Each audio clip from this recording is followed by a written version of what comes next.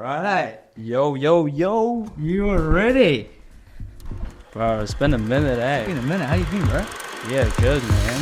Jesus Christ, look at this setup. Man, this is so amazing. I'm so excited for this setup. How much time have you spent? This is literally the whole day. But I'm excited, man. And I'm just going to get into it, bro. I'm just so hyped for the session. Bro, this is probably my second podcast with you. The first one was good, but this one is definitely, I'm looking forward to it. Well, you brought in all the slides today, and I'm so excited for this because this is like, Took me a couple of days. I bet it did, man. I bet it did. But let's get into it. All right, we're going to do this intro. All right, you ready for this? We're in the hundreds now for BOL sessions. Can you believe it? So this Proud of you, man, honestly. Session number 102. 102, wow. All right, so let's go. Yo, yo, yo, it is your boy Nice versus Wild, and you're listening to another episode of BOL Sessions. I've got my main man, Ben, here. He's actually going to do a lot of talking today, so I'm just going to relay the picture. This is going to be a very deep dive into the evolution of money, in terms of where it's going. We're going to talk about the past, present, and future. And also, you probably clicked into this because the title of the session is Bitcoin. It's clickbait as hell. Bitcoin is for everybody. So if you're ready for this, it's going to be I think it's going to be a massive investment into your life. Doesn't matter what age you are.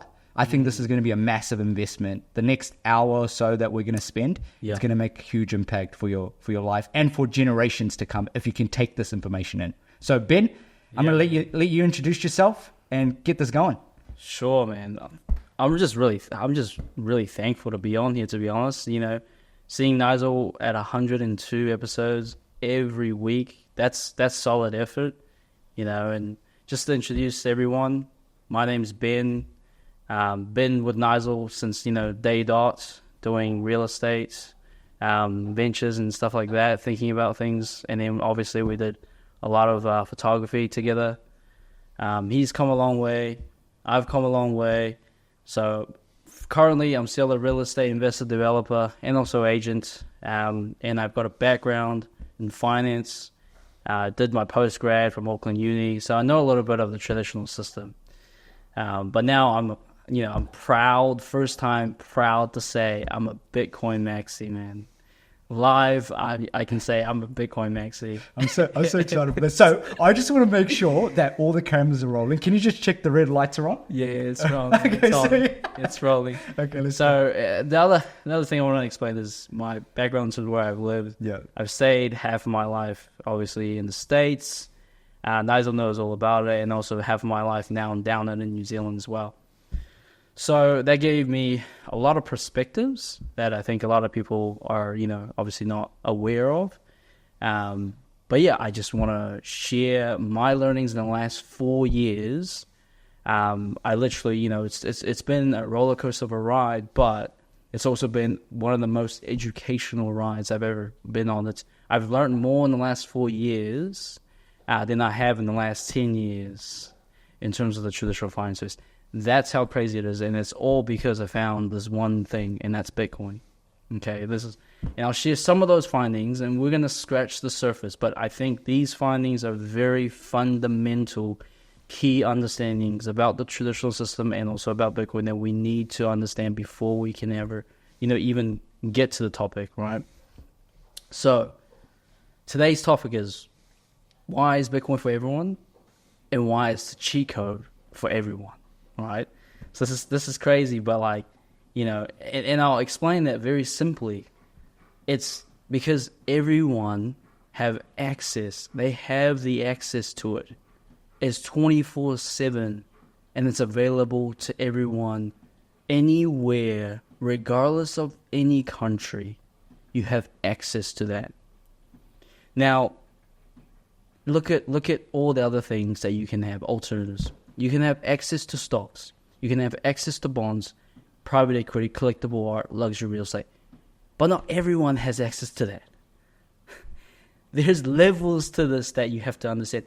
We don't have millions of dollars to buy collectible art at a gallery. I'm just sorry, we don't have access to it, right? You can't buy a fraction of a collectible art. You can't buy a fraction of a luxury real estate. Okay, this is what and obviously the stocks and also the other private equity stuff, people in China, they don't have access to, stocks that we have access to in the States. Like they can't buy this stuff, right? So it's not a fair playing field. It's not a fair game. But everyone has access to Bitcoin. That's why Bitcoin's for everyone. I love it.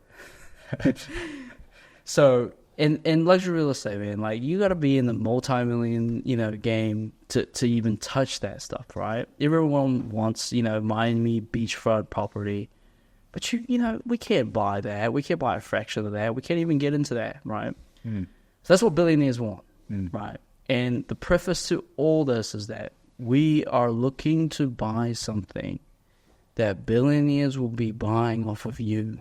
Okay, remember that. We're looking to buy stuff that demands billionaires to buy off of us. That is the key to creating wealth, right, over time. So, do you know actually who is buying Bitcoin right now? Who? It's crazy because not many people do know, but there's actually a handful in a lot of millionaires and billionaires that are already buying Bitcoin. I'll just name a few. Okay, go. Michael Saylor, right? He's the CEO of MicroStrategies. He's been religiously stacking sats. You've got Elon Musk, Larry Fink, Jeff Bezos, Mark Zuckerberg, believe it or not. Ultra net wealth billionaires, right? They're all looking at this one asset. Not anything else, just this one asset, right? And then you go into large institutions. BlackRock, they started the ETF. Now loads of more institutional money coming in. They have $10 trillion of assets under management. You got Fidelity, $12.6 trillion assets under management. These are the largest hedge funds, investment firms. Like all your Kiwi savers and all this is bundled all up to this, right? You got 401ks in the States. You've got IRAs and everything, and they all have exposure to this one single asset. Nothing else. No other cryptocurrency, right? So why are these people buying this? Why are they not buying anything else? It's because they understand things. And I believe they understand things a lot better than you and I do. They understand things, and I think these things are truly quite fundamental to what we need to understand. And that's what we're trying to do today, is trying to tell you and the audience and everyone my learnings and my understandings and trying to bring it into the light, because I think we need to do that. So can you give us like the dumbed down version? I'll give you an analogy of Bitcoin, which is the dumbest analogy of Bitcoin. Well, it's the dumbed down analogy of Bitcoin. Perfect. But it's like after you hear this, it's gonna be like fairy, analogy. Like you're just not gonna believe it. You're just gonna be like, that doesn't make any sense to me. But that's fine. I'm excited. Okay, that's fine because take me on a journey. Yeah, I will. Yeah. And if you can change to the next slide,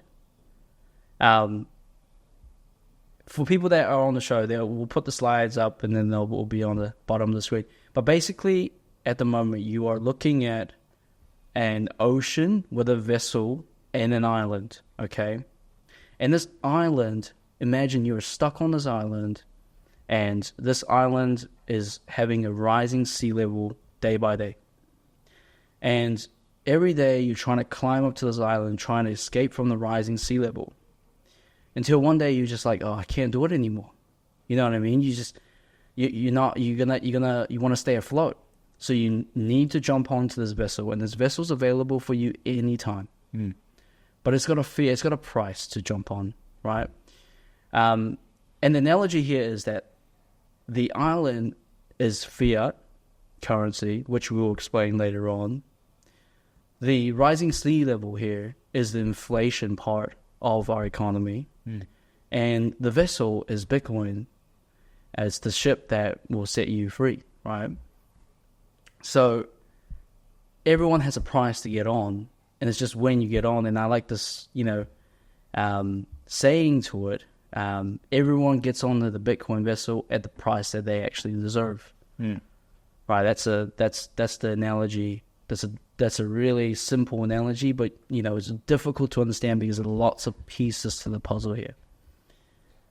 So we need to, before we get into what Bitcoin is, how it's usable, and why you should, look into it, people need to understand key concepts, fundamentals of our economy today, and of things that they just need to know, right? There's a difference between knowing and understanding, okay?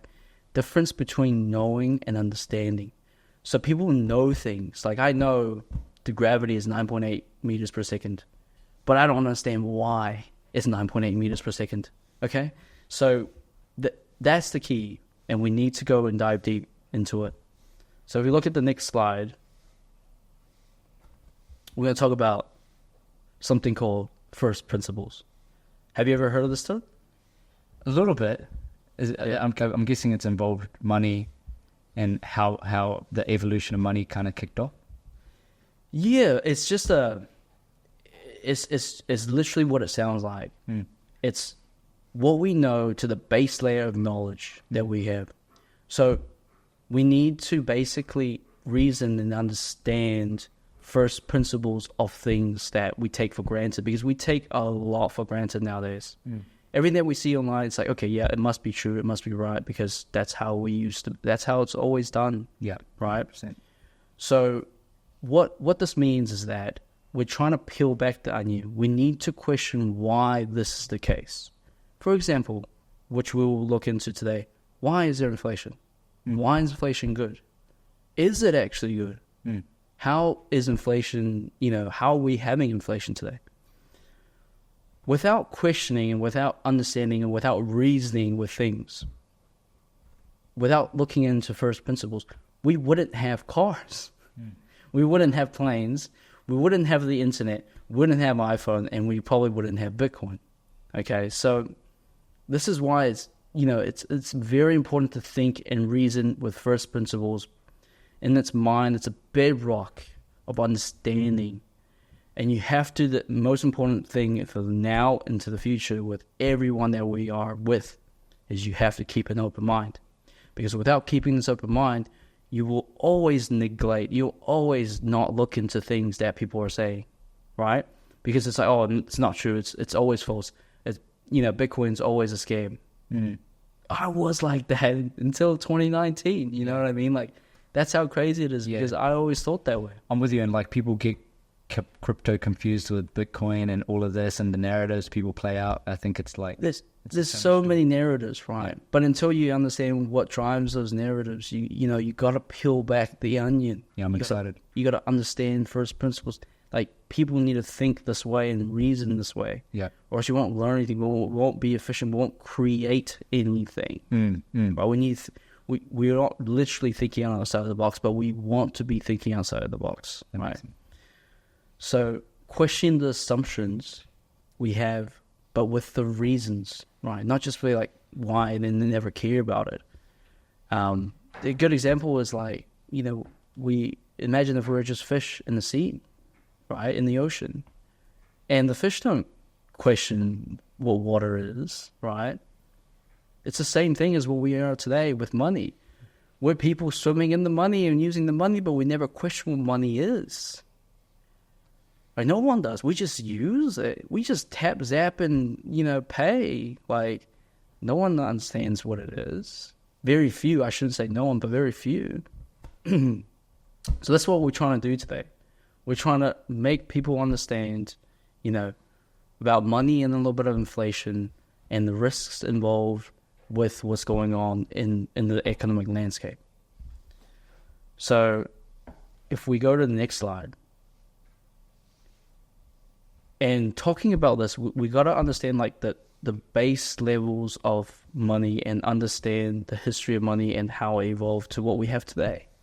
It's ludicrous that people don't go back and look at history. They study a lot of history of things, but when you look at what truly history of money is, they don't know, right? So this is just touching the base, right, to understand. So what do you think the first forms of money were?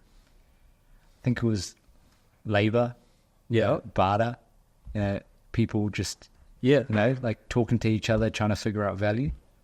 That's exactly right. And bartering system was used back in the day because you can't. There was no that the economy hasn't arisen into terms of big enough in terms of size and scale to be doing anything else with it. You know, everyone was specialized in terms of their trade. And if I was a hunter of sheep, you know, then I have a sheep and I can only trade it for anything else, right?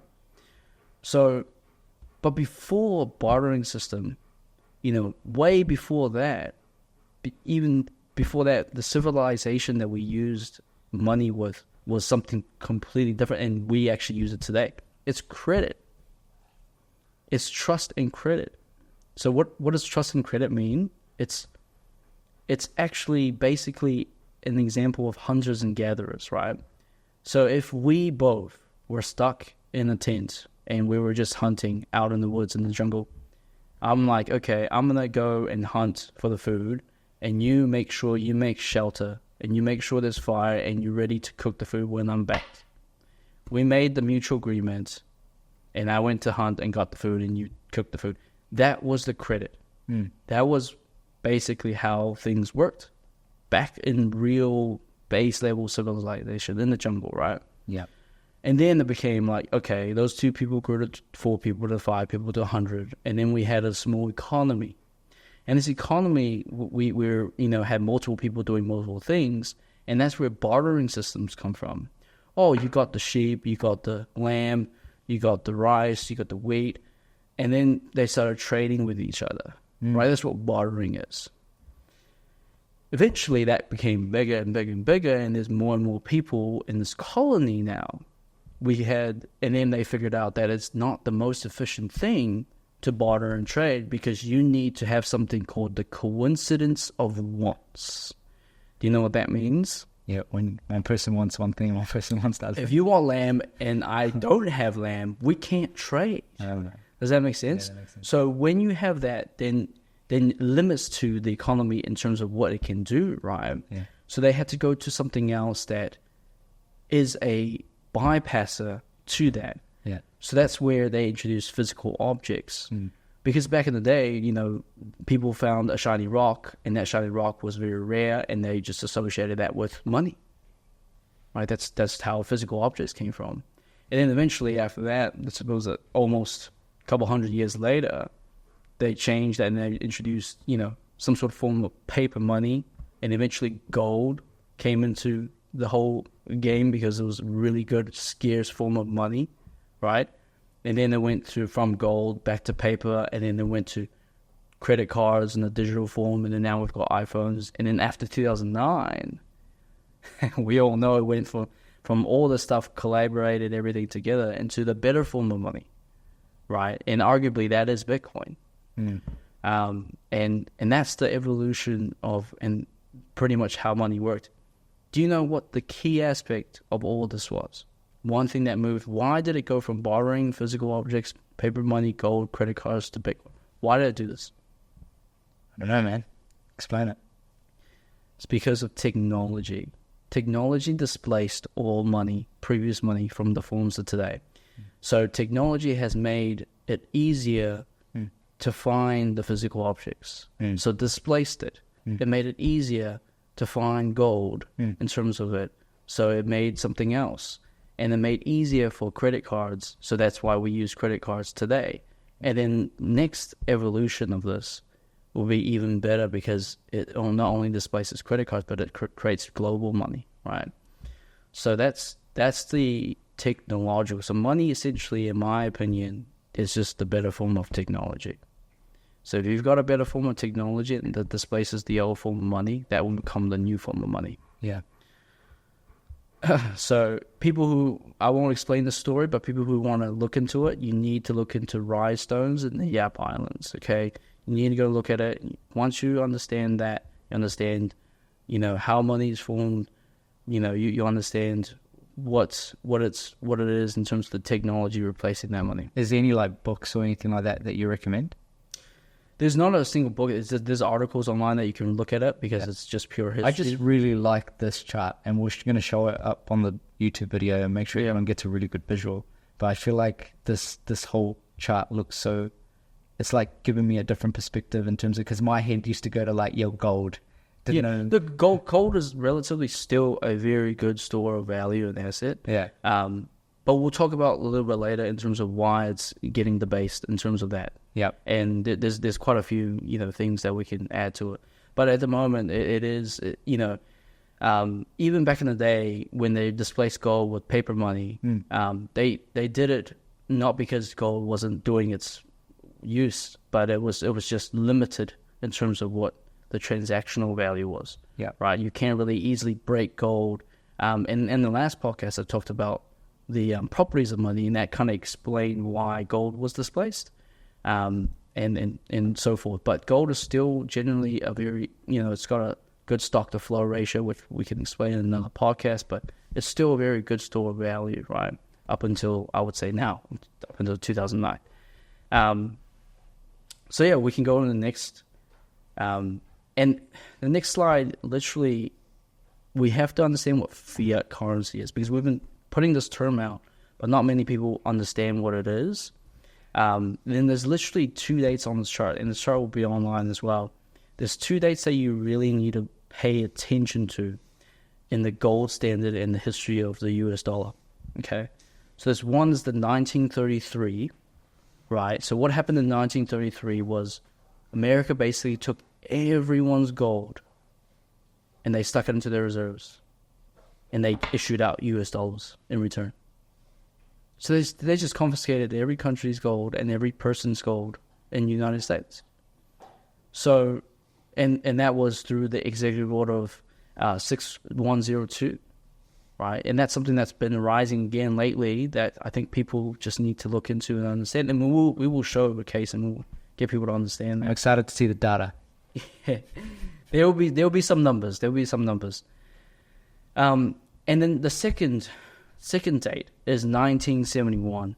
Okay, why is this very important? This is when the gold standard is displaced. This is when we depegged gold from our money, and now money is no longer attached to gold, and it's now called fiat currency.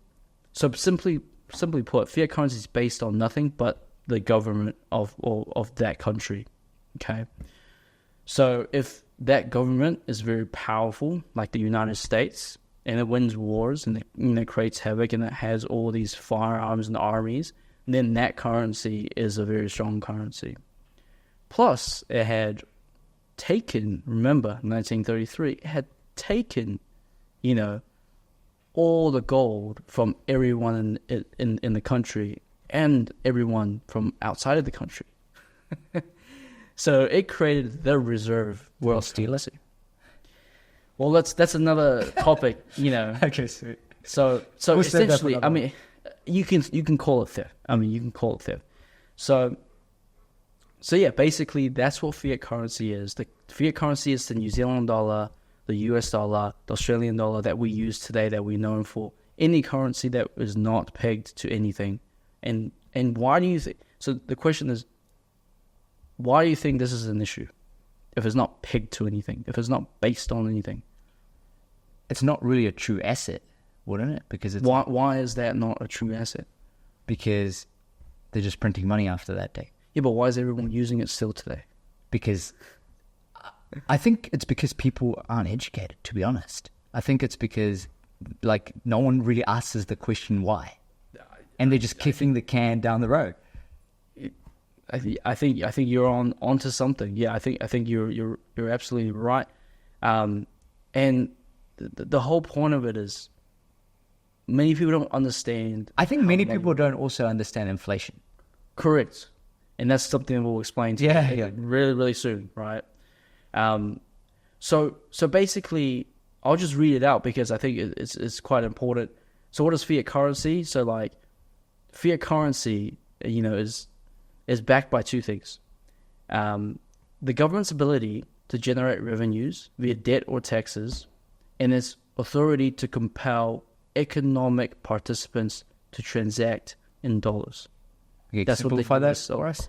So basically, it's backed by the United States continuing to increase efficiency and value.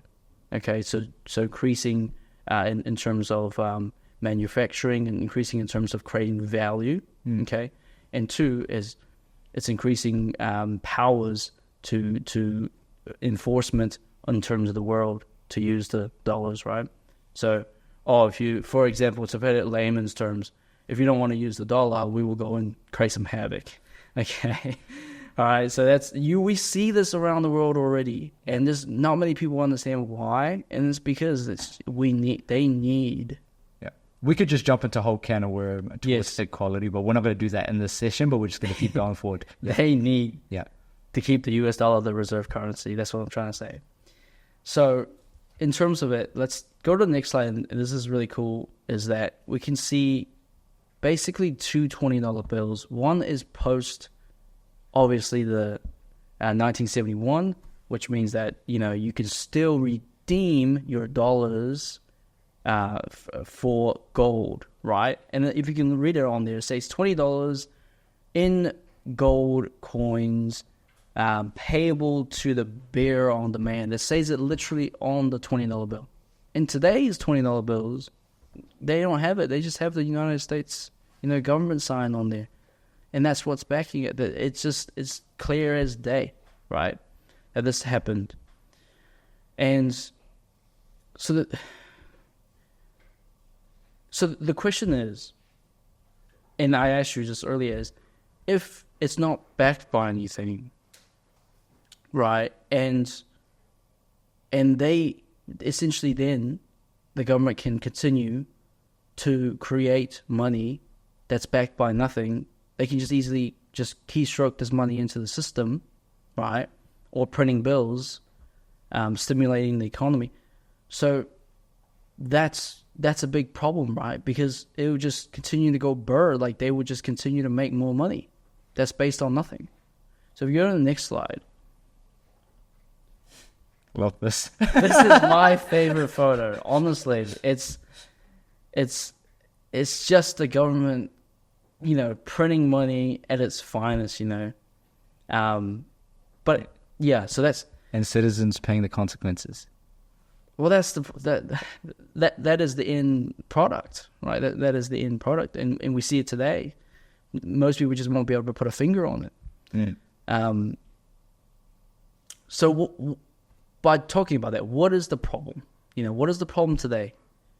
And my good friend I drink whiskey with, he says this all the time, and it makes sense.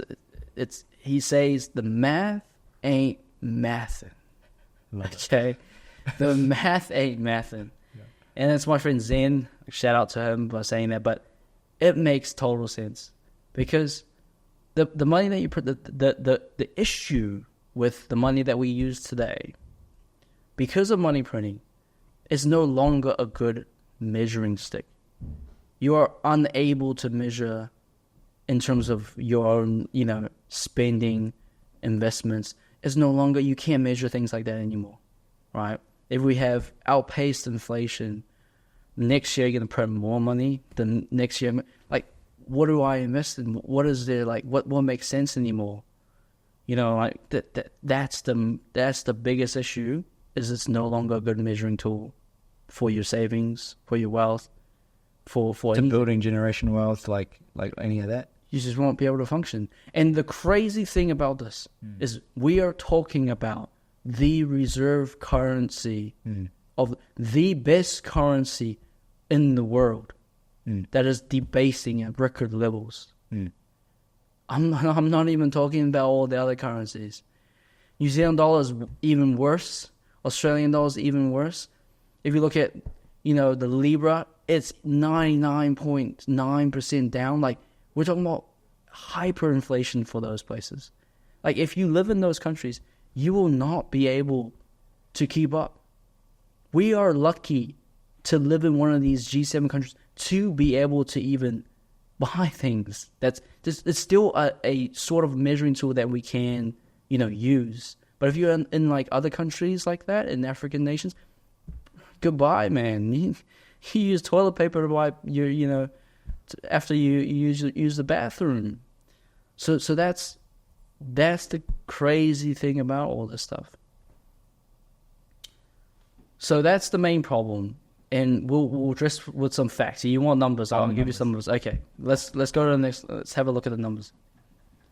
Okay, and I want you to take this part really slow because I want you to really really articulate this for the listeners because there's a lot of information to take in. And I know if you're a Beowulf listener and you've been listening and you tuned in this far in, he's really just dived deep into like evolution of money, key principles, why you need to understand how asset is really created and made, and really just talking about the starting barrier and pillar to this real deeper conversation that we're really going to get into. So yeah, give us numbers. Sure. Okay. So the chart that we're looking at right now simply is the consumer price index, which is a figure that the government has printed out to you showing that it's, how much inflation is. It's just a measure of inflation by the government based on the basket of goods that they dictate. That's why it's a magic number that I don't believe no one should believe in. And you should, have your first principles on and question these numbers because it's just, it's mind-boggling. So if you look at this chart, all the way from 1950s to 1970s, we've kind of flattened out, not much in terms of inflation. The reason, and we explained to before, was prior to 1970s, the dollar was still pegged to gold, okay? So after 1970s, we can see from this illustration, and by all the data that I have, it's online, available for anyone to fact check. You can go on Fred, and all you got to do is click on the charts and interact with it. It's available from the US government. This is all open data, okay? So from the 1970s and onwards, we've just went parabolic in terms of inflation. You can see it goes from inflation figures of 40 to 50 to all the way to 300 today. That's like freaking 5 times, 6 times the amount of inflation. So basically like a can of Coke back in the day, would cost like 50 cents and now it's $4, right? That's the can of Coke didn't change, right? That the taste didn't change. If anything, it tastes worse than before, right? It's got more sugar in it. but it's got no sugar in it, right? So it's made out of even worse chemicals. Yeah, that's true. It's probably gone down in size, right? But it's gone up in value, like in terms of nominal, value, because the value of your money has decreased. No, Ben, it's harder to resource human resources because it's going to cost more to get it together and manufacture it. That's what people are going to tell you. No. See, that's the biggest. Like, what's crazy is that things are getting more expensive day by day. It's more expensive to build a Coca-Cola factory now. Here's the thing that you need to ask. Okay. I need to ask you, do you think technology has improved your life? Yes. Do you think technology has made things easier? Yes. Do you think technology has made things cheaper? Yes. But not actually, I feel like no, actually hasn't. Okay, well, before you could read a book at a library. Now you can read a book in your phone. Actually, you can read a million books in your phone. I feel like technology has given us more accessibility to information if we're willing to go out and get it.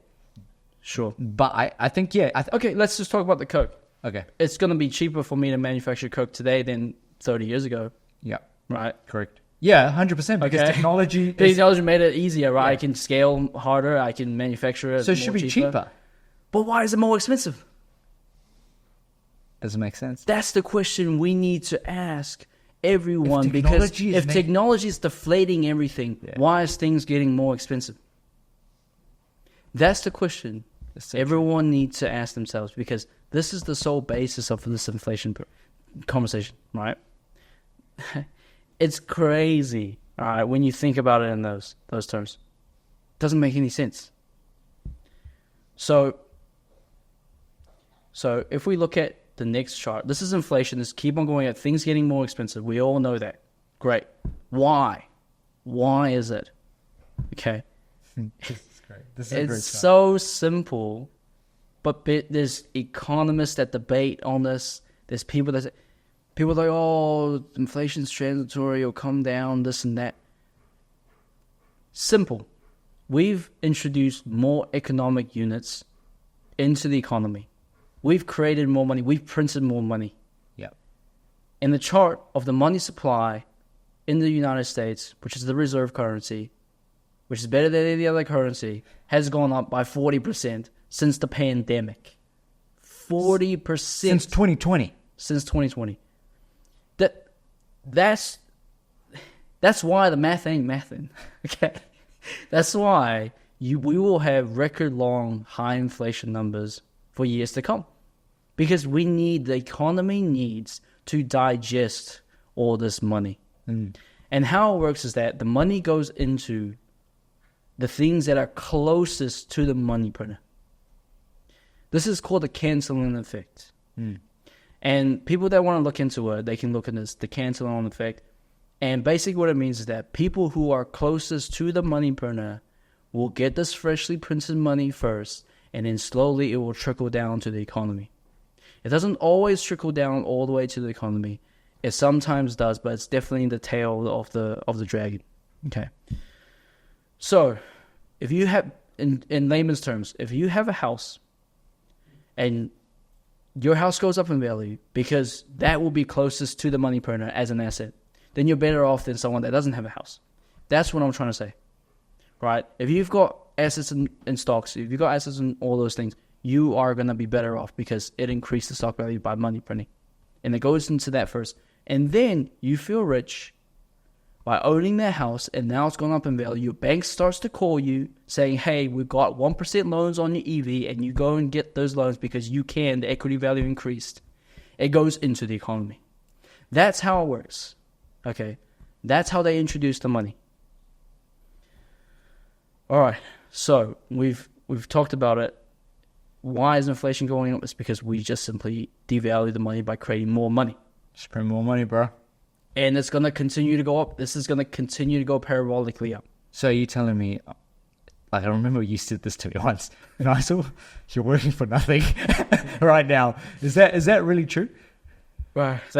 The key thing here, I know what you want me to say.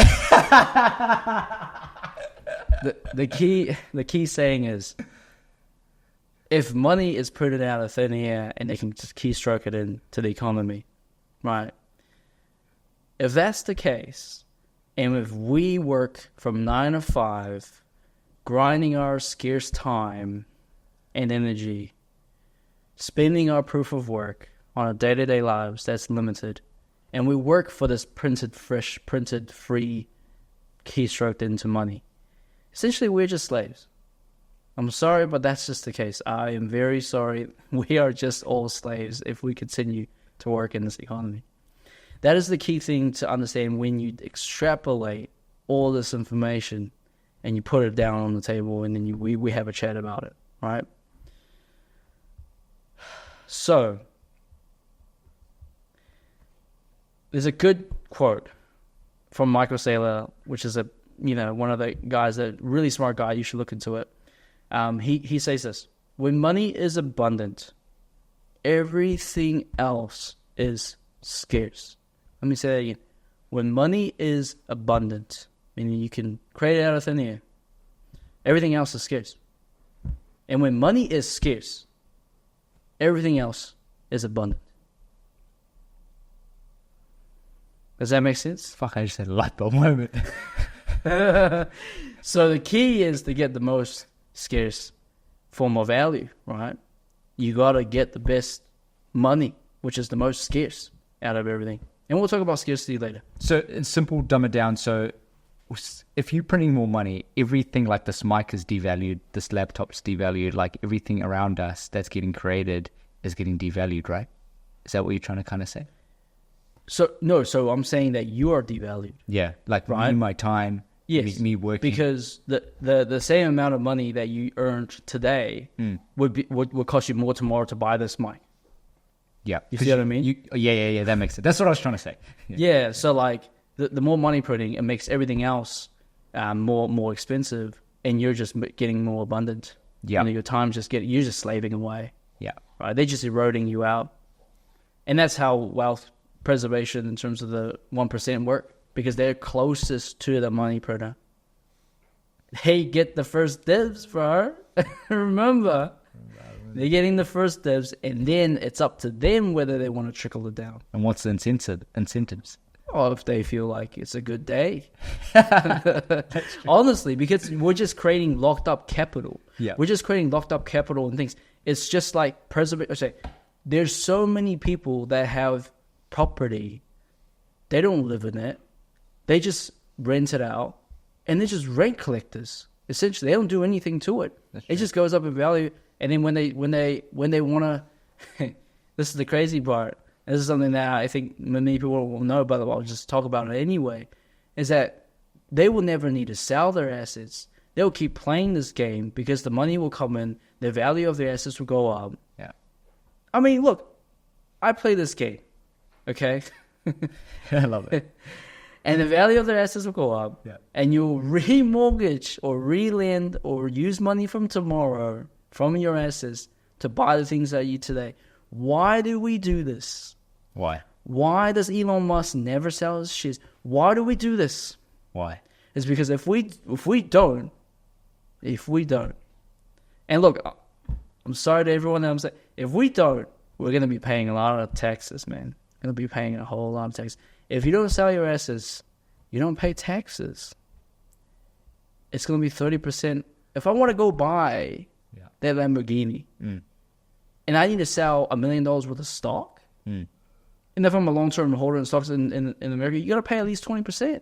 So that's 20% you pay today to buy that Lamborghini for $1 million, whereas I can just go to the bank and get a 3% loan. If I'm Elon Musk, I need to buy this Lamborghini, probably even cheaper, and I pay 3%.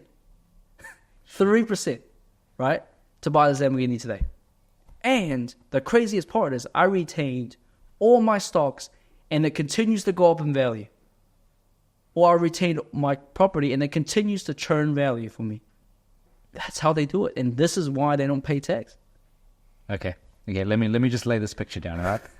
So someone's tuned in, they've listened this far in, but Ben, I just don't believe you. I think a real asset is house, land. I think a real asset is gold. Can you just unpack this on the next slide for us? Yeah, okay, so let's go to the next slide. So let's just run it back a little bit. I just want to explain, go back one more. Okay, so the things I didn't explain was because of money printing, everything goes up. Like the examples that we talked about, right? So we got USA GDP and every other GDP in every other country. If you've got money printing and you're printing the money to increase your GDP, everything's going to go up with it. That's just a fact. It doesn't mean that we've become more efficient. It just means that the nominal dollar value of those goods and services has gone up, and that's why GDP has gone up. Everyone's talking about, GDP is good to go up. You got to look at the real efficiency of this data. You got to look at, have we actually made things better?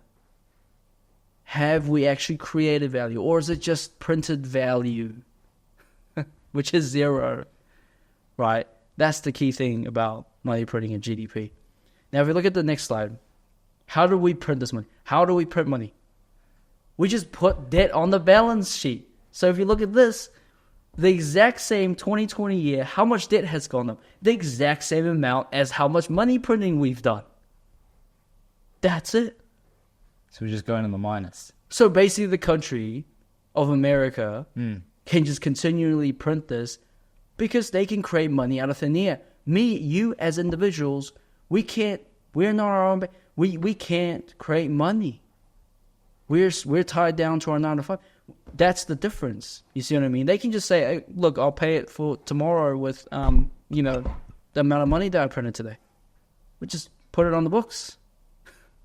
That's it. So, going forward.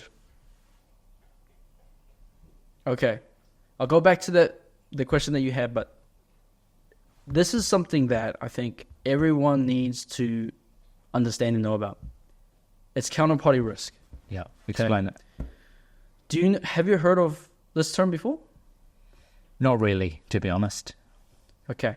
This is something that's really, really important, and it's probably one of the biggest, important, and most, I guess, essential things to understand before you invest in anything. Okay? Whether it's stocks, bonds, golds, Bitcoin, it doesn't matter what it is. Real estate, you got to understand what counterparty risk is. So, I will give you examples, or 3 examples. First one is money in banks. Essentially, banks is your money because most people keep their money in the bank. And when your money is in the bank, I remember telling you this, and I'll stress this again. I've said it so many times, and I say it. The money that's in your bank that you've deposited or you've earned, that is not your money. It's the bank's money, and you only have the right to use it. You don't have the right to possess or to custody that money. Does that make sense? That makes sense. Okay. So if that is the case, we run into issues with, I want my money now. I want to pay someone today. I want to transfer this money across to another country, anywhere or anyone. You might not be able to do it. Or you would be able to do it, but it'll take a lot of hoops to do it. And it might be very, very expensive, right? The reason being is that banks, they don't have 100% reserves. They are on a reserve system. And this is another podcast we can do in terms of how bank reserves and layers of money work. I feel like that's a whole that's a whole other thing, right? Yeah. But all you need to know is if you go today and demand your money, and if everyone goes today and demands their money from the bank, which is essentially what a bank run is called and what it means, the banks I can guarantee you, they might not be able to give it to you. Banks usually, on a good day, would have about 10-20% of reserves. So if more than that amount, depending on which country you are, I'm talking about the States, but depending on where some banks only have 1% reserves. How crazy is that, right? So depending on, if everyone goes to that bank and demands their money, they're definitely not being able to do it. And it happened in history, and oh man, I thought we learned this lesson.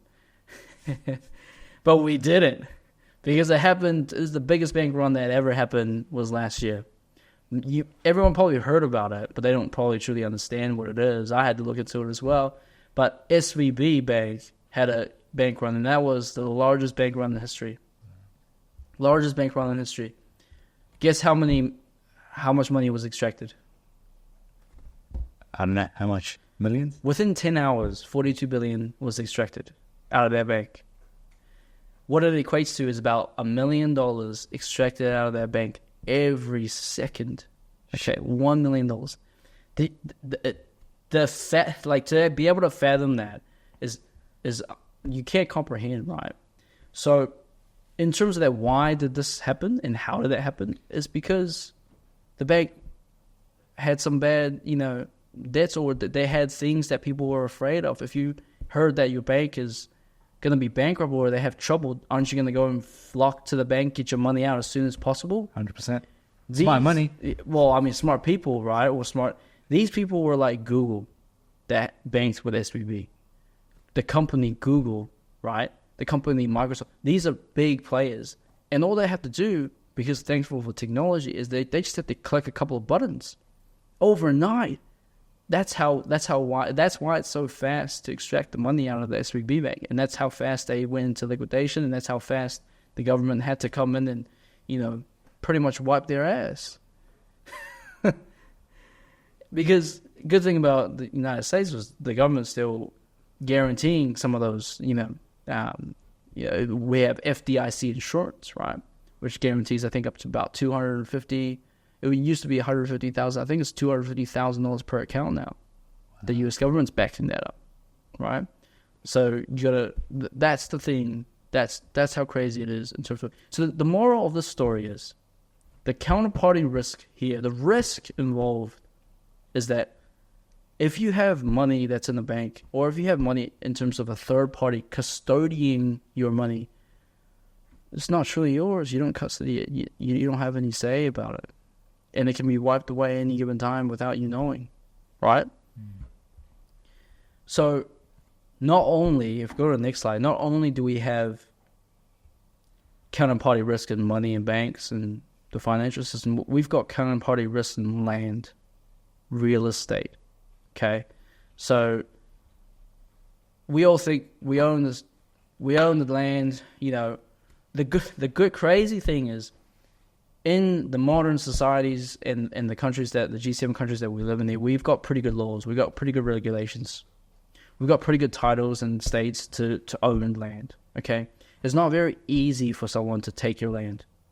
Now, unfortunately, if you're in other countries, it's very easy for the government to say, hey, look, I'm going to take your land because I need to build something here, or I need to, you know, for whatever reason under the sun, right?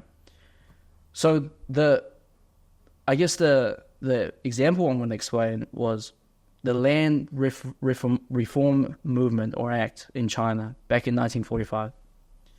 Many people don't know what it is, but I've heard about it from actually my grandfather. My grandpa, because his dad, which is my great-grandpa, was in this movement. And this is what happened. A little bit of history back in China. Damn, we're going back to China. So the history is, back in 1940s when the Civil War ended, and when pretty much the Nationalist Party, the CCP, which is the Chinese Communism Party, won against the Nationalist Party, which is now Taiwan. They fled to Taiwan. This is how the evolution happened. This is how the history happened.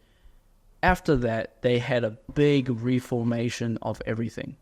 So imagine this. Today, you own this house, you own your land, you own your assets. Tomorrow, you don't own that anymore. The government redistributed everything amongst everyone evenly. Mm-hmm. So my great-grandfather, they had like, I think, acres and acres of land and hectares of land. I don't know how much land, but they had a lot, right? And it was just redistributed overnight. Today it's probably worth billions, but hearsay. So the counterparty risk in this is that the government can actually come in, and this can happen, and this happens in every country, not just China. It happens in every country. And I'm not saying that the Land Reform Act or the Land Reform Movement was something that is bad, because what it did was it allowed people to grow and make things more efficient, transitioning this wealth. But you just don't want to be that unfortunate space. You don't want to put yourself in that position. That's what I'm trying to say, right?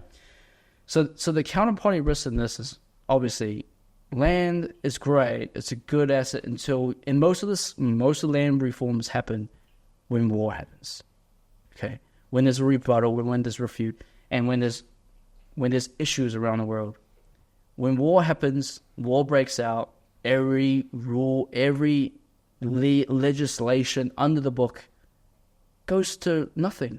You just pretty much is a rug pull on you, right? We're just rug pulling everything. So land it has counterparty risk. The next thing is gold. Let's talk about gold. Gold also has counterparty risk. Okay? And we've kind of touched base on this in 1933. Remember that date, 1933. I'll just read the executive order pretty much off of the bat here for you. Under executive order of the President issued April 5th, 1933, all persons required to deliver on or before May 1st, 1933, all your gold coins, gold bullion, and gold certificates to the Reserve Bank. If you do not do this, on the second part of it says, criminal penalties for violation of this executive order. $10,000 or 10 years imprisonment, or both, if you fail to do this. You will be criminalized and penalized for this if you don't. So essentially, you have no choice. you would have to give your gold in exchange for the dollar value of that gold at that given time. Counterparty risk to gold. And the craziest thing I've heard, the craziest narrative, right? This is, I haven't told anyone, I just heard literally the other day and in the last few weeks. China's narrative is to buy gold. China's narrative to their citizens is to buy gold. Americans have already gone through this in 1933. Americans already have done this. 100 years later, after 1933, 2033, China uses the same playbook, which they always do. Yeah. And they do the same order, and they suck out all the gold from all their citizens. Don't you think that's crazy? They're playing this narrative to get you to buy gold for the country. Think about it. For the country. And then they're going to take it away from you. And they're probably going to exchange your gold for some digitally printed CBDC Chinese digital yuan. That's exactly what's going to happen. Boom. Called it today, and let's see, maybe in next 10 years, this is going to happen. I wouldn't be surprised. I wouldn't be surprised too. No, honestly, what makes you think, if America did this in 1932, what makes you think China won't do this? What have they not done? Right? Like, without going too in depth, but it's about control, right?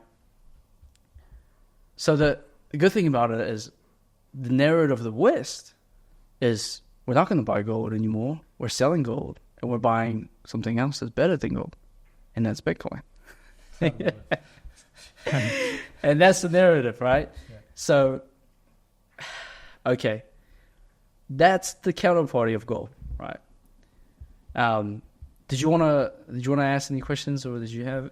my brain is just like everywhere, bro. I'm not gonna lie. I'm not even gonna lie to the listeners. Yeah, there's honestly like it's a lot to take in, and I'm slowly trying to digest this. Yeah.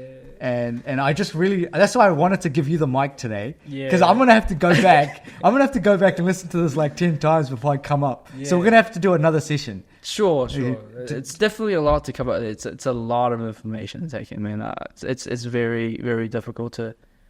It's one session, man. It took me 4 or 5 years, man. Like honestly, it's a lot. So we're pretty much taking 4 or 5 years of learning and trying to pack it into like an hour and a half or 2 hour session today.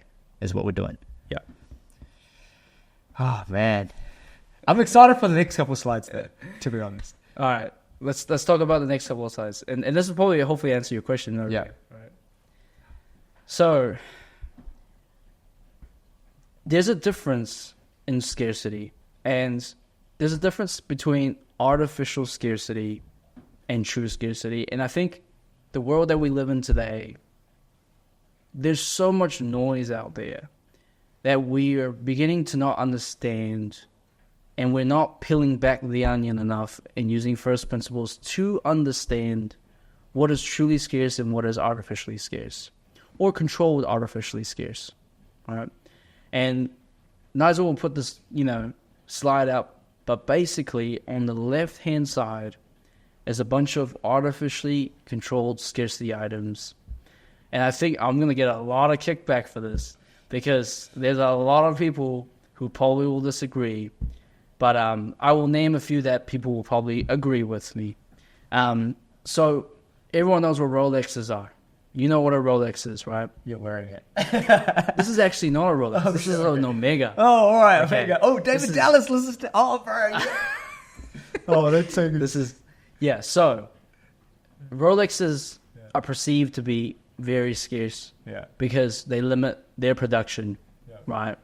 But that's artificial scarcity. If they really want, and they are, but they create about 1 million pieces a year. They are creating more factories to meet the demand. If they want to create more supply to it, they can. They're just artificially suppressing it. And it's a great business model. I have nothing against it. But I just have to put it out there for people to understand that this is not true scarcity. This is artificial scarcity. Okay. Then you've got diamonds, which is probably one of the biggest lies in modern day history. And don't tell your wife. Don't tell it. This is, man. It's you know the story. You tell them. You can literally like artificially make this now in the lab. Well, yes, you can artificially, but even the ones that are found in the ground are, De Beers is the monopoly of diamond, mining, right? They control the market and they determine how much to put out. It's all supply. It's artificially scarce, right? Yeah.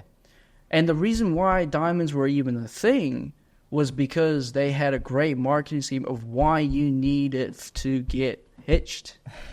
The narrative storytelling, the selling. It literally, go online. It's the best marketing scheme. It's the best marketing play in the world history. It's the best. They sold everyone. It's the freaking amazing thing. It's crazy. Wow. Right? And then you've got, your stocks. Doesn't matter what stock you have. There's a centralized owner of these stocks and controller of these stocks. They can print more stocks. They can issue more stocks. They can buy their stocks back. They can stock split their stocks. They can control whatever they want, right? So it's not scarce. Ethereum, on the other hand, this is I think you're gonna get a lot of hate for this one. Yeah, I know, but who cares? Because this is the facts and this is the figures, and prove me wrong, right? So Ethereum is one entity, one person, Vitalik Buterin, who made Ethereum. He's pre-mined a lot of Ethereum for himself. He controls the upgrades of Ethereum, or his committee controls. It's a company, think about it, right? And they can control the supply of it. It doesn't have to be fixed, and it's not fixed. They just changed from proof of work back in the day of, I think, since 2021, and then after that, it was proof of stake, right? That is crazy of a change, right? And I won't go into the details of it. Just know that they can control the amount of Ethereum through any day, any minute, any second. It doesn't matter. They can just do it through an upgrade. Okay, then obviously your kicks and everything else. People like collectible items. Yeah, I mean, it is scarce to an extent, right? You can always make some more. It's just how much you're willing to pay for that. Just making it, right? There's some old OG kicks like Jordans, right? That's been produced a long time. Even cars. Yeah. But it doesn't mean you can't make them again today. It's just not feasible to make them. Do you know what I mean? There's no more factories that actually produce those cars. That's why it's hard. If I had a lot of money and I want to do it, I can do it, right? I can remake that car exact, right? But no one's. That's why it's going up a million. It's not because it's still controlled scarcity and artificially scarce, perceived scarcity, right? Now we go into the big dogs in terms of. This is where I'm probably going to get a lot of hate from. And look, it's fine. Look, this is what I was talking about, Ben. Fuck this shit. I don't trust you at all. Bitcoin's all shit. Land, gold, and oil is everything. Look, they are all natural resources and they're all, inherently scarce to an extent, right? So when we look at land, yes, some sections of land in the world are truly scarce because people don't want you to make more land there. Miami beachfront property, the state of Miami will never let you create more land there unless they want to do it themselves, right? And that's the key to it, is that if they will let you, because essentially land has been getting created in the middle of the Pacific Ocean since 1949, okay? China's been doing it since 1949. Dubai's been doing it too. Dubai's been doing it. Lots of other countries been doing it already. Land's been getting created. You can create, arguably, if you had enough power or, sway in terms of everything, I can create more beachfront Miami property, right? Will it take a lot of money and a lot of power and a lot of, yeah, it will, but I can, right? It's all feasible. It's not feasible in terms of a monetary perspective, but it is doable. Yeah. Right? It's not like I can't do it. It's impossible for me to do. I can, right? And it's been done. That's the thing. It's been proven to be doable. That is why I put land, there in terms of controlled scarcity. And this is, I'm going to get a lot of hate, right? Gold, on the other hand, people have been mining gold for years and years. Gold's been around for thousands of years, right? It's proven to be scarce naturally. It's got a great stock-to-flow ratio, although Bitcoin, after this halving, has surpassed that stock-to-flow ratio. And we'll talk about stock-to-flow ratios later down the road, so your audience can probably understand. But basically, the better stock-to-flow ratio you have, the more scarce your item is. It's a way to measure how scarce your item is. So, gold, just to give you some facts, produces about 1.5 million kilograms a year on average, right? Doesn't mean that you can't turn up the mines, get more people to go in there. If there's more demand, you can do it. You can dig more ground. You can find more gold. There's so much more places that we haven't explored. Look at the sea. It's 80% of our land right now is sea, right? Like, we haven't even explored it, and there's guaranteed loads of gold to be unlocked. And speaking of that, we just found New Zealand has just found 2.6 million ounces of gold that's worth $9 billion 2 months ago in New Zealand. I think it's somewhere in Waikato. But that's crazy. We just unlocked $9 billion worth of gold out of thin air, right? Another thing of gold, which people don't understand, is that it's a molecule on the chemistry, on the table, and you can make it. You can actually make this element. It takes a bit of nuclear and all those other elements that I don't understand, but you can do it. However, doing it is expensive and it's not feasible. It might take billions of dollars to make this bar of gold. And that's where technology can come into play. Later on, my argument is you might be able to make gold a lot cheaper. And that's where things will get funny. And that's where things are going to get displaced. That's where gold will get displaced, right? And again, as I explained it, technology eventually displaces the best forms of money. And also creates the best forms of money. Yeah, and oil, obviously, the Saudis and everything, they've been, because, and Russians nowadays, and controlling and supply and demand for that. Yeah. It's very controlled. It is expensive if they want it to be, and it can be cheap if they want it to be, right? And similar to everything, but yeah, it's naturally scarce in its own ways, right? Yeah. But mankind has eventuated into a state where we can create more, whether it's just worth it or not. Sounds like a dictatorship to me, bro. So now we move into what is truly scarce. And in my opinion, there's only two things in this world that are truly scarce that we have found today, up until now. Number one is time. We can't live forever yet, okay? So time is a very interesting thing because I think we take it for granted. It's just like that analogy of the water and you never questioning we're swimming in. It's just like money and we never question why. Well, time. Why is there 24 hours? Why is there 60 seconds in a minute? Why is there 60 minutes in an hour? Like, what is time? Why is it 365 days in a year? Why is it 12 months? But the real question is, why is everyone using this time protocol? Remember, this time protocol. Everyone is using this because they trust, that they believe that this is the best measurement for your life. Okay? This is the best measurement for life because without time, you can't function. You won't be able to function very well at all. You kind of lose the way that you process it and you do things, right? So everyone is on this protocol of time. Bitcoin is the same as time.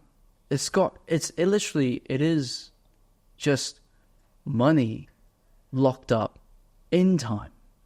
Okay? And I'll explain that because, it makes sense to people when I explain the economics of Bitcoin. But Bitcoin has 21 million in this market cap. That's it. It's not going to get any more. Everyone knows that it's 24 hours in a day, 21 million Bitcoin. Everyone knows. Right? And it's not going to change.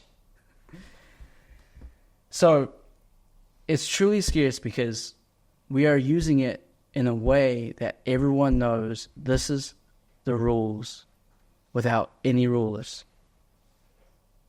You can't say there's 25 hours in a day. We won't believe you. You can't say there's 22 million Bitcoin. We won't believe you because we don't use that. Okay? That's what I'm trying to say. So in that scarcity moment, that is why it's true scarcity. You can't change it. It is what it is. There's a total amount of Bitcoin of 21 million. Total amount of time, 24 hours in a day. Like, that's just hard-coded in everyone's, existence. And it's pretty much, it's the saying, I can't go back in time. I cannot reverse the blocked back in time to buy more Bitcoin. I can't do that. I can't go forward in time. I can't go forward. But we can see that in the future, the Bitcoin is locked up in the time. This is why it's just money locked up in time. Wow. I love the slide, by the way. It's just so good. Such a great visual. Yeah. Yeah. So do you have any questions at all? I think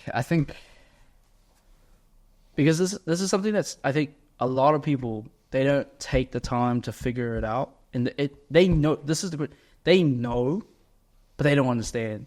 You see, this is the difference between knowing. I know time, I know diamonds, I know what it is, but I don't understand it. You see, that's the difference, and this is why you need to. This is the most important 10 years of anyone's life from now until 2034.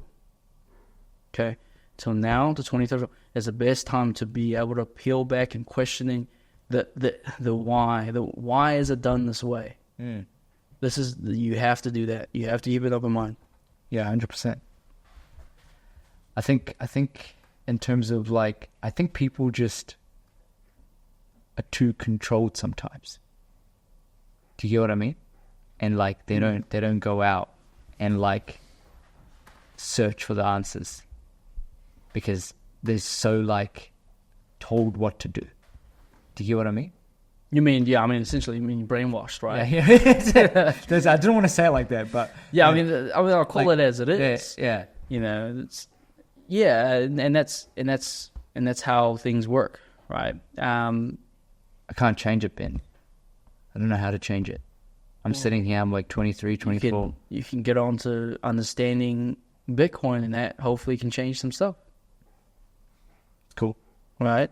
So, and yeah, this is the whole point of it, and figure out why Bitcoin is the cheat code, which we're going to get to next. And this is... So we're just kidding here. Okay. This is why slide. Bitcoin is the cheat code, and you just need to at least first understand it. Yeah, next slide. Oh yeah, I forgot about this. Okay. For all the crypto people. So we have this, perception versus reality image here, and basically on the perception side, we have crypto and Bitcoin in one bubble. Inherently, everyone, even myself, in the beginning was okay, cryptocurrency is Bitcoin, Bitcoin is cryptocurrency, and so forth. But as I dive deeper into this rabbit hole, as I understand the economic landscapes and the economic fundamentals of how this traditional world works, you begin to realize that, Bitcoin and crypto and fiat, this other bubble on there that we've been talking about, the island, is literally different. And the reality is Bitcoin's on this one side, on this one own entity, its own asset. It's the only asset that is different to anything else. And you've got fiat, which is stocks, bonds, private equity, real estate, everything, in terms of this fiat world and crypto is the same. So that's something that, hopefully you can look into, anyone can have a look at and figure it out. But that's the perception and that's the reality. That's good. That's some real hard truth there, and I think a lot of people need to understand this one, to be honest. I have a lot of friends, a lot of people in my community that look, everyone goes through the hoops. Like, I've definitely been on the crypto routes. I've been on the rails. I've been looking at them. But look, ever since I think a couple of years ago, I've literally just dived deeper to understand and figure it out. And yes, you can make a lot of money, but you run into a lot of risk. And these risks in crypto are the same risks that I was just talking about. And it's even more risk. You're going through even worse counterparty risk in crypto than the traditional finance system. Mm. You're gonna get this is where rug pull came from. So, like, I think the stats were like 1% out of 100. Well, 1% out of 100 people will make some good amount of gains, right? But this is gambling. I can gamble on anything and make crazy gains.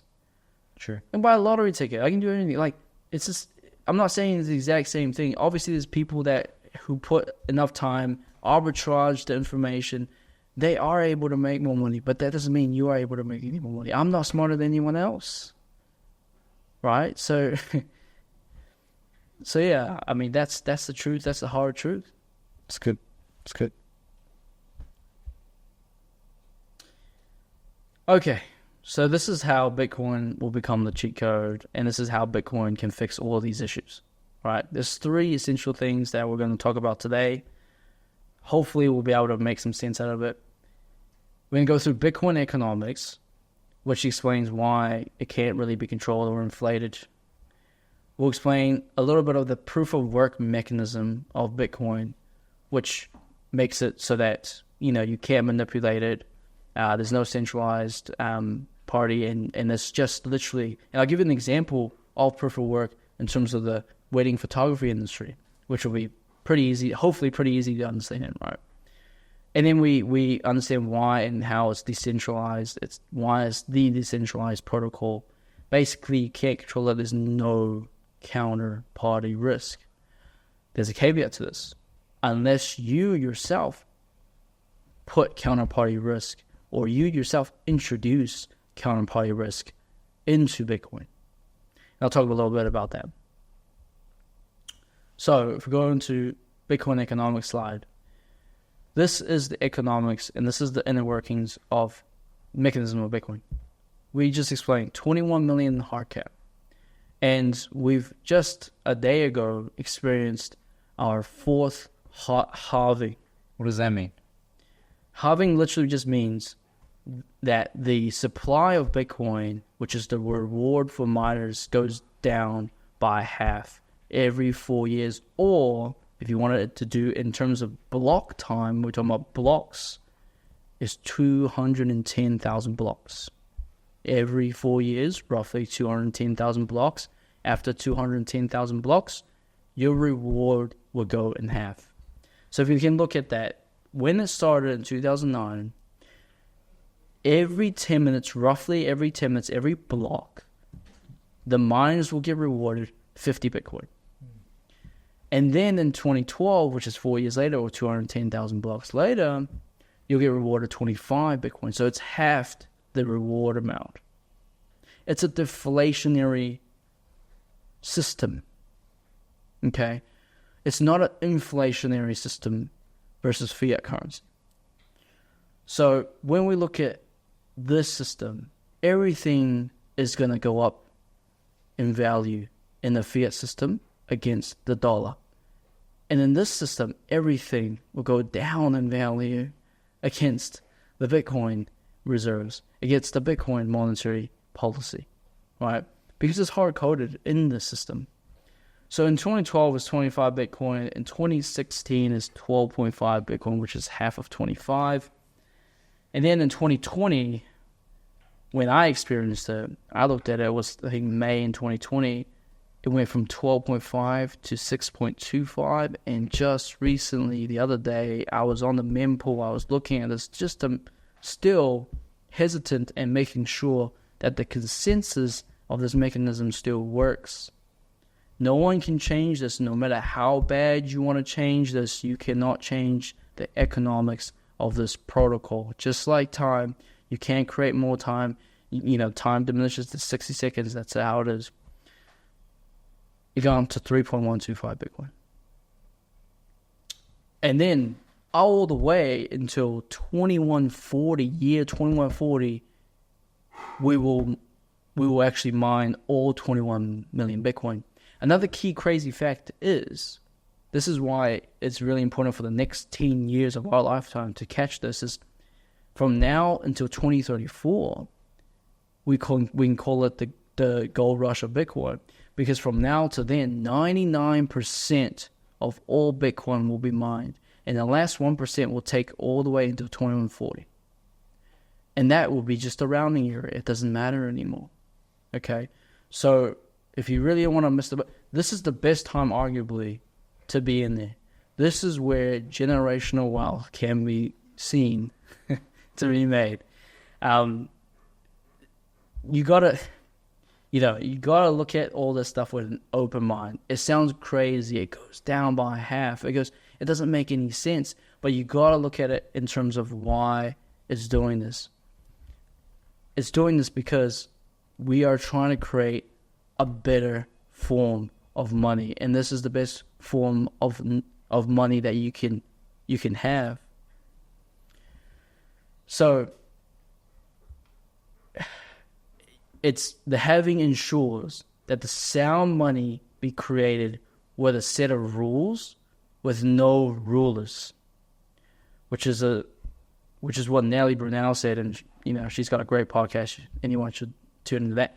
But this then means that you're not a slave anymore, right? Essentially not a slave because you don't have any counterparty risk. You don't have any debasement. Everything is going, down against the value of the money that you hold, of that asset. They can't change the amount of money that is introduced. They can't print more money. They can't print more Bitcoin. And then we'll go on to why you can't print more Bitcoin, because it's based on the proof of work system. And it's just hard coded into it. No one can change it. Even if you wanted to, even if I threw a load amount of money, and I bet you a lot of people would, and this is crazy because Satoshi Nakamoto created Bitcoin with 1 million Bitcoin in his wallet. Why did he do that? And he vanishes. Why did he do that? He did that so that he can give you a reward. If you can crack Bitcoin, you get 1 million Bitcoin at today's value. And that reward goes up year after year after year. Think about it. That is the biggest treasure chest in the world. And if you want to crack this code and spend loads of money for it, you better crack this code, because this is the most valuable treasure chest you can get. But guess what? No one can do it. It's right there. If you can crack it, you can get it. But you can't. It's just like time. You can't go back in time. Does that make sense? This is why it's there. A lot of people are, he's got 1 million Bitcoin in there, stuck up, and he'll just get it one day. It's there for the reward. It's there. The reason why it's the mechanism is to provide an incentive for you to beat the system, but you can't. No one can. That's how crazy it is. That's how crazy it is, right? So let's talk about proof of work, right? If we go to the next slide, proof of work is a bit difficult if I was to talk about it in a perspective of miners who mine Bitcoin and get rewarded in Bitcoin. That's as simple as it is. That's all it is. But I need to put it into examples that people will, be able to understand. And he even wants to listen to this, So essentially, we can relate to proof of work, right, with what we're doing in video and photo for weddings. We go out and we shoot the wedding, we film the wedding, we then use our computers, use power, and edit this wedding photo and video. Then we provide the end product of this photo and video to the client. We've done our proof of work. It's all digital. There's no, tangible assets here, right? You don't hand in everything sent through email, and then you invoice them at the end of the day, right? So we've done proof of work in terms of our photo and video, and we send them the value, and they pay for that value. Okay, that's proof of work that we've done it. Now we can't do this proof of work if we were here today and the wedding was yesterday, because we can't go back on time and shoot that wedding with everyone there, right? But we had to do it on the spot. So similar to Bitcoin, you have to mine Bitcoin with computers, with energy, and this is the only reason, this is the sole thing that Bitcoin is attached to the world, to the real world, to the tangible world, is that proof of work is the only reason why Bitcoin is physical. It's real because it uses energy and time. It only connects to the physical world we live in today because of this. The amount of energy we use to mine this Bitcoin, this is what costs amount of money. This is what makes it real, intangible. It's about money and it's about energy and time with Bitcoin. And that's what it gives it, because most people say, well, there's no intrinsic value for it. Well, there is intrinsic value if you say, how am I mining this, right? Intrinsic value of Bitcoin is the amount of energy and time a miner uses to provide that value, right? So that's the intrinsic value part, and this is why proof of work is very important versus anything else in life. Anything else at all, and anything, you can make things out of thin air. Yeah, I can print money, right? But I can't print Bitcoin. I can't. You can't. Because it's based on proof of work. You have to provide the proof that you've done the work to be able to get Bitcoin. And that's the best form of money. Proof of work was gold.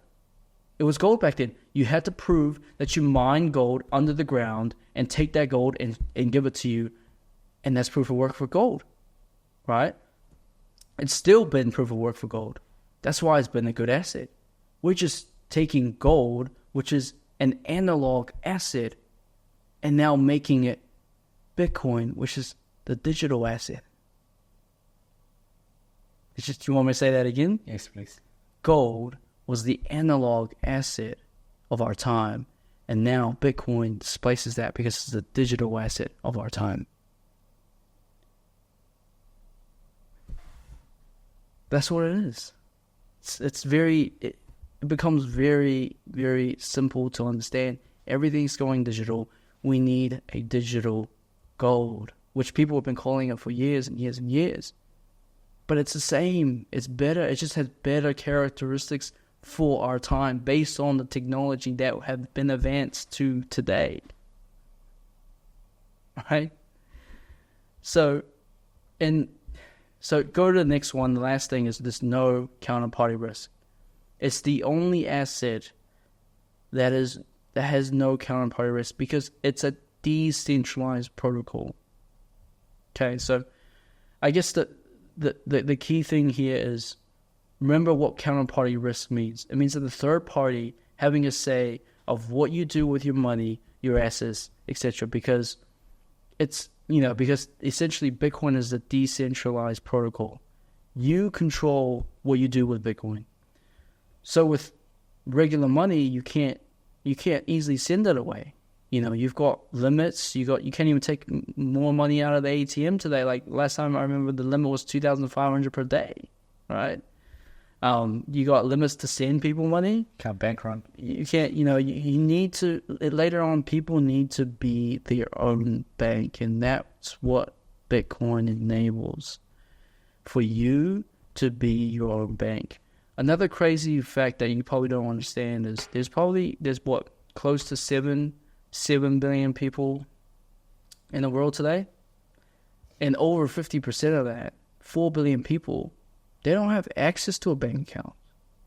They're not as lucky as we are, zapping away or, swiping away or pay waving away. Like, they don't have access to free banking, man.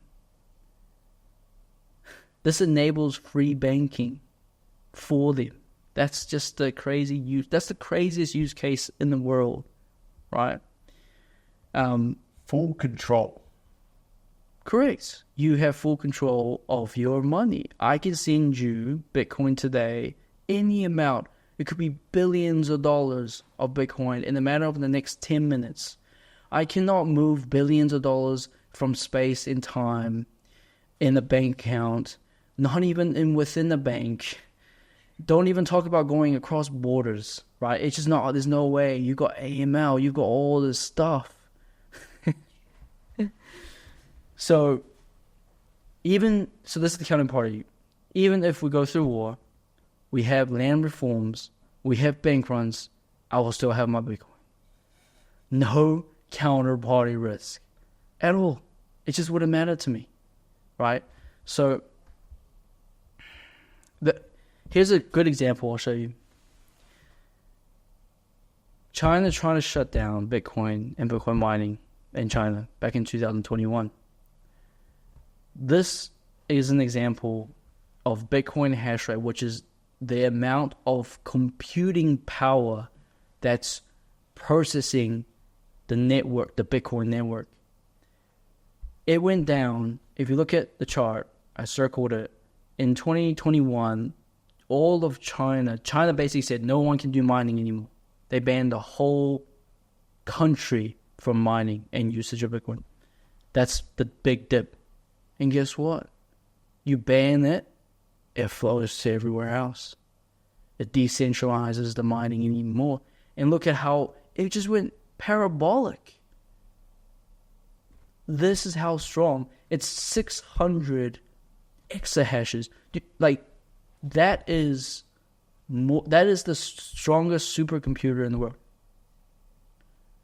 This is the largest network in the world that is enforcing your money. And it's using less power than most people use in their household today.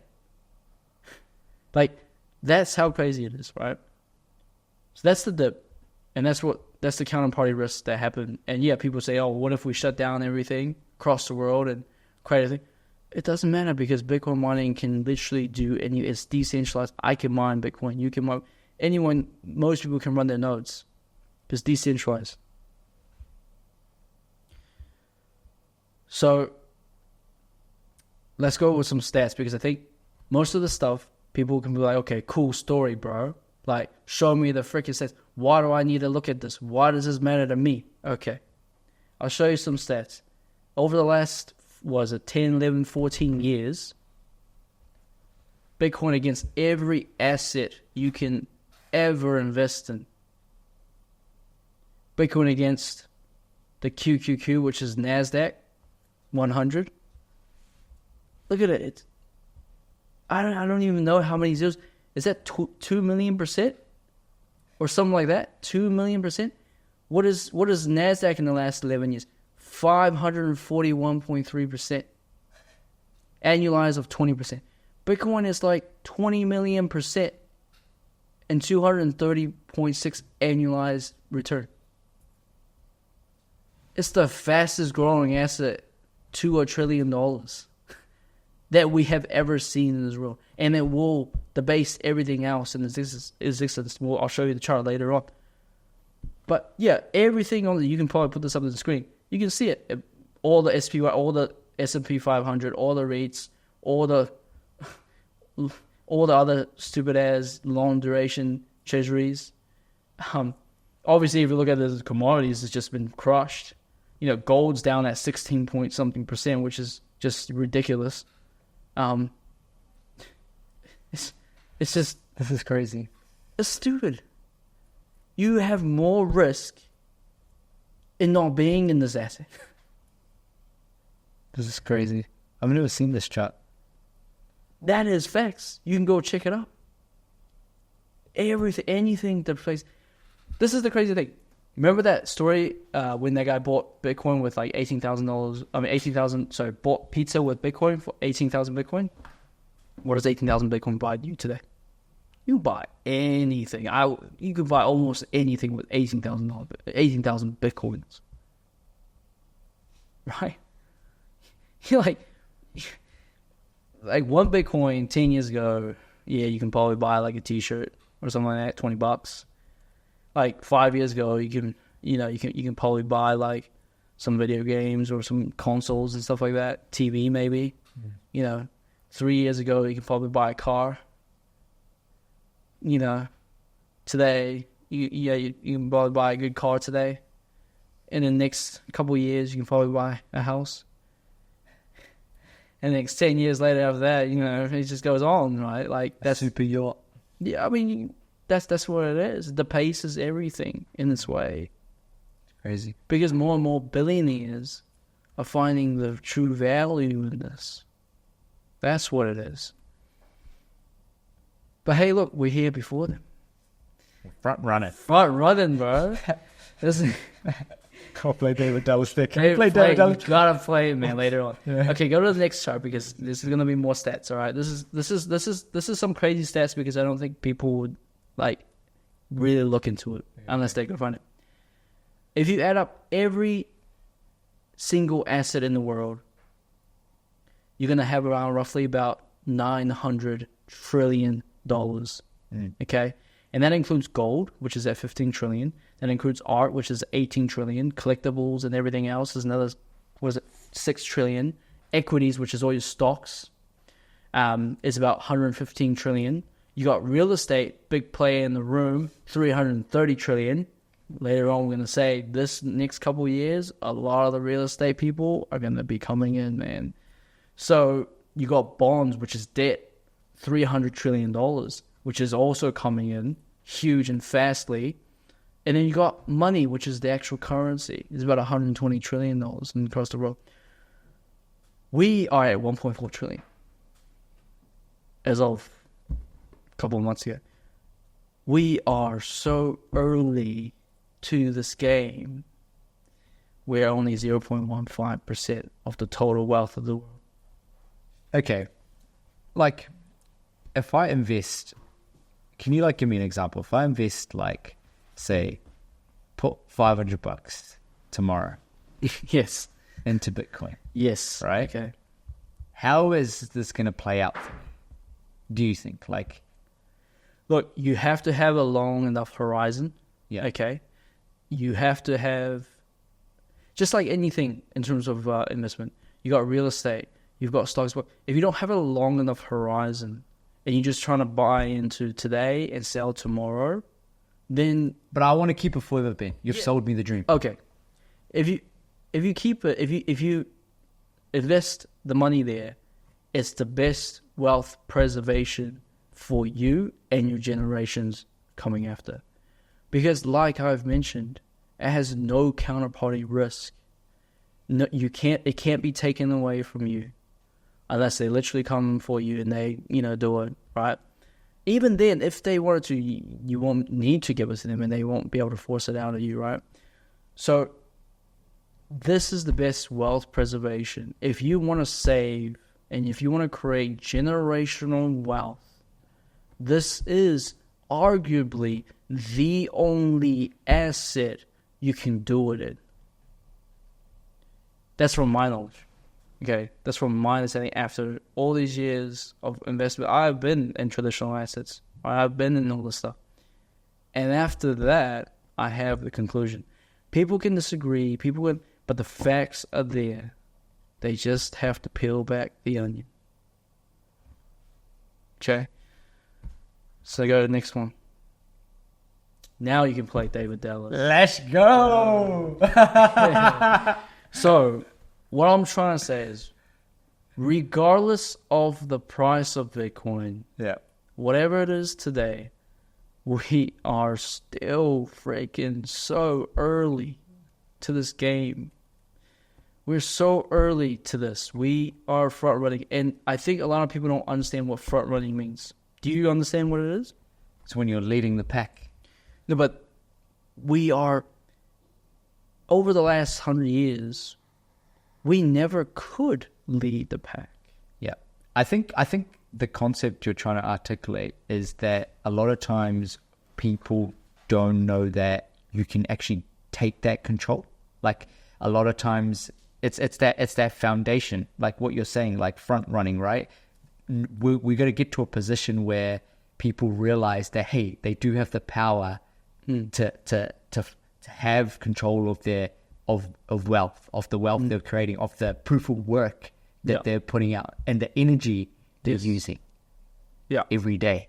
And right now, energy is being used, and it's being through an old analog system, as you said, and now we're going into a digital era. Correct. And we have to keep up and with the times.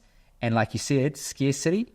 The only two scarcities in this world is time and Bitcoin. That's what I said. And if this pod needs any reminder, any summaries, if people can remember those two concepts, I think they can understand that what front running means.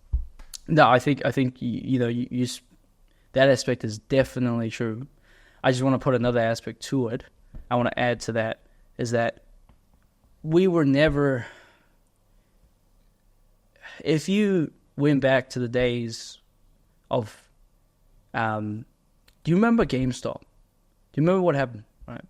So a lot of people do, and they don't truly understand it, but this connects with that. We were never able to front run any sort of investment. I'll give you an example, the best example.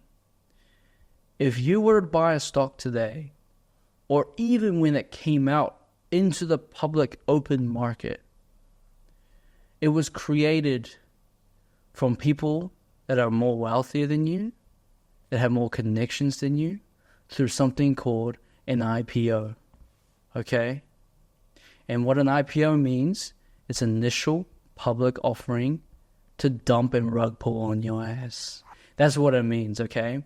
We were never being able to do that until today.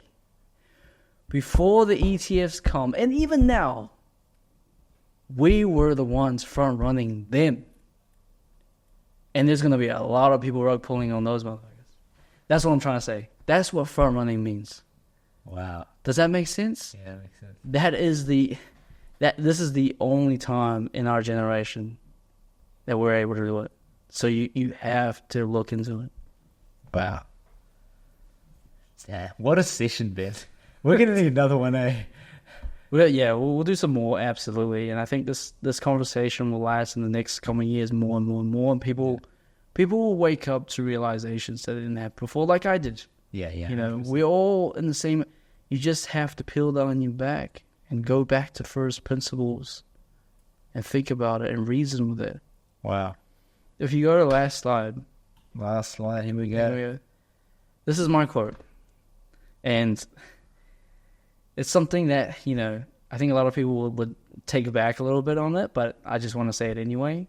You got to trade your time for something that they can't print. So you got to, and then that will enable you to stop being a slave. That is the only key takeaway that I want to leave with you guys. You don't have to buy Bitcoin. You don't have to look into it. It's great that you do, but you just have to do something or buy something or invest in something or trade your useless fiat currency for something that they can't print. For me, I know what they can and cannot print, so that's what I do. But if you think that there's something else that they can't easily print, that's still better off, right? But what I'm trying to tell you is this is something that they can print, and this is the best form because they can't print it. That's what I'm trying to leave with everyone.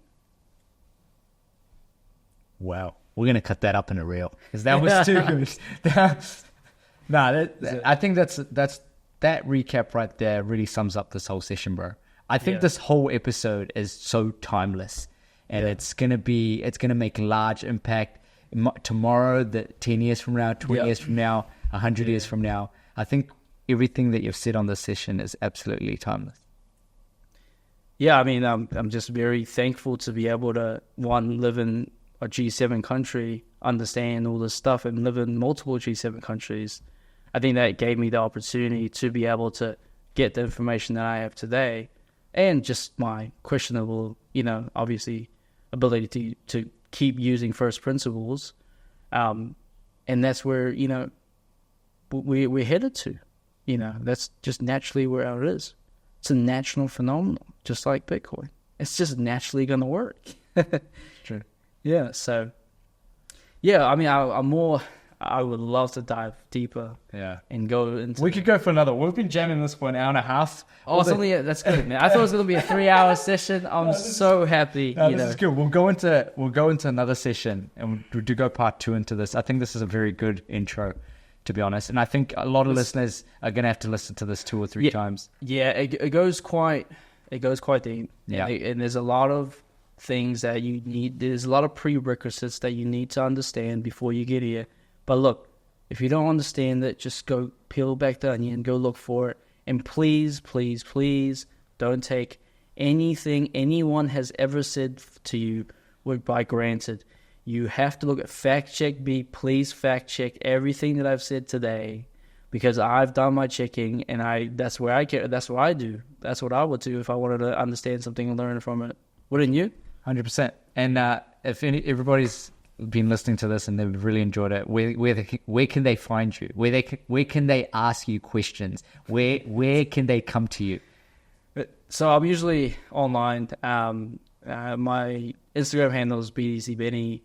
I love that. Love it.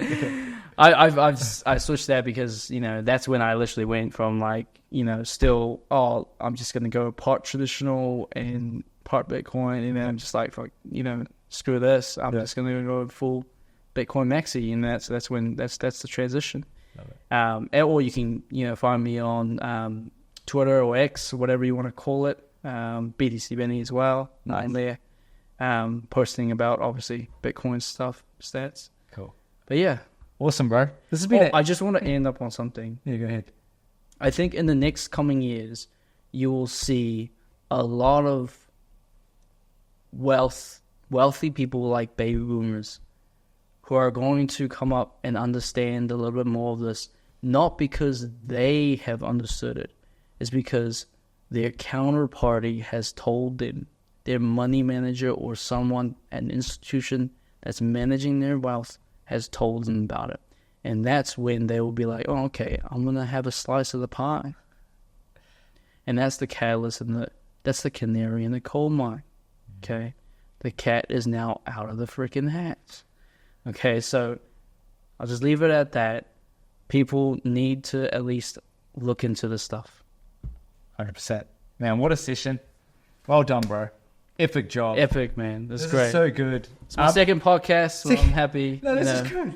I'm happy to talk about stuff, and I can ramble on all day. I know you can. Every day. I think, to be honest, I think you just nailed this. Like everything in terms of parts and sections, and how that last quote, I'm going to really walk away with that, to be honest, and really just reflect on it. And before we kind of close out as well, I just want to say, bro, thanks for coming on the session and sharing your wisdom. I know this took you like 4 or 5 years to really go read books, do a lot of discovery. There's a lot of lazy people, and I'm a lot of times I'm one of those people where I struggle to take in this knowledge, and you have to have a certain type of mindset, and you have to you have to come to a level of change, and you have to change your environment. Like you said, very great opportunities of like being in a G7 country, and all of these things. Yeah, you're really just you're probably one of the only people in my circle that that I really value, and I just want you to remember that. Well, thanks for that, but yeah, I think you're right. Like, who looks at this stuff? Like, who? You will swimming in the water, and no one's gonna question the water. Yeah. Okay, no one's gonna no one does this stuff. I guess I do it because I've just always been looking into traditional finance, and I've just been like, what? Like, this doesn't make any sense. The math ain't mathing, and that's the problem. Like, everyone's beginning to, even if you don't have any investments, you're looking at it like, how am I going to pay for this meal that's gone up by 30% a year? Yeah. Like, the math is just not mathing. That's funny.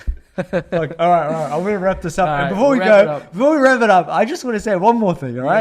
Yes. If I haven't said this on a recording yet, but Ben, we went on a trip to Fiji, and we're driving in past Lambasa, and we're in Sabi. We're driving in my uncle's car, and Bitcoin is so powerful in the real world. I want to tell you, It's gone physical. it's gone physical already. But Ben always wears a Bitcoin ring. Can you just show that camera? Show that camera? Yeah. All right. Show that camera. I think they need to do this because it's manual. Yeah, manual. He literally smashed a car window with that ring. Well, I guess the true event of what happened was Nigel was driving up this hill, and we got stuck. And for some reason, he opened up the windows, and all these bugs started flying. And I was just like, "Get away!" And it was wet. It was raining. And then for some magical reason, It decided to the Bitcoin ring fell off my finger, and it hit the windscreen. But we didn't even know about it. Oh, man. Yeah, it was crazy. Oh, I'll never forget But it. yeah, I mean, that was like $1,000. It was $1,000. All right, man. All right, we'll catch you in probably the next one. Yeah. Thanks for coming on. I really appreciate it. And appreciate your time, bro. Awesome. All right, anytime, man. Very happy, and I really want to do more. So, share the wisdom, share the knowledge. That's good. We're going to cup some videos up and chuck some reels up. But yeah, man, enjoyed it. It's been a good one. Sweet. Peace and love. Peace and love. Keep being a wolf. Keep going. Let's go.